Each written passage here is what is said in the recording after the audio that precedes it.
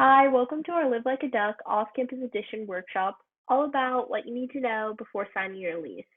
This workshop is presented by Financial Flight Plan, which is held within our Office of Financial Aid and Scholarships. I'm Megan, and I'm currently a peer financial educator within the Financial Flight Plan team, and I'm really excited to be talking to you about this topic. So before signing your lease, it's really important to familiarize yourself with certain vocabulary and terms that are going to be said within your lease and things that you're going to need to know about before you go in there and commit to signing a lease. So because a lot of us don't have really established credits yet because we are in college, it's really common to have a co-signer on your lease.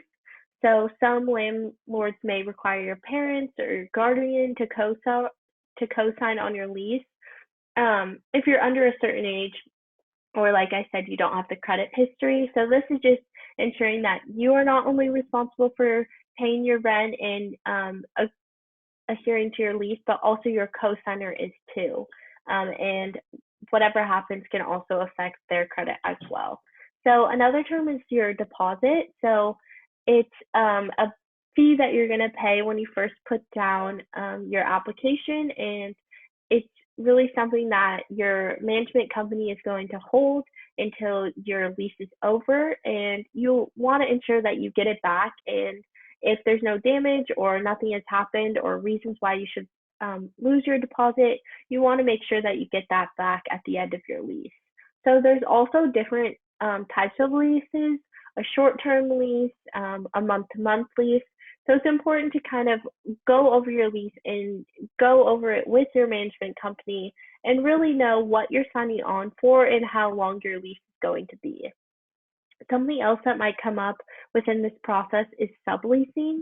So it's when you yourself are renting the property under an original lease that someone else holds. So you normally work out the arrangements within the original tenant rather than the landlord. So you can sublease from someone where you're living in their apartment maybe over summer, or they're studying abroad, and you're taking that lease from them, and you'll be paying them, and they'll still be making all that contact with their management.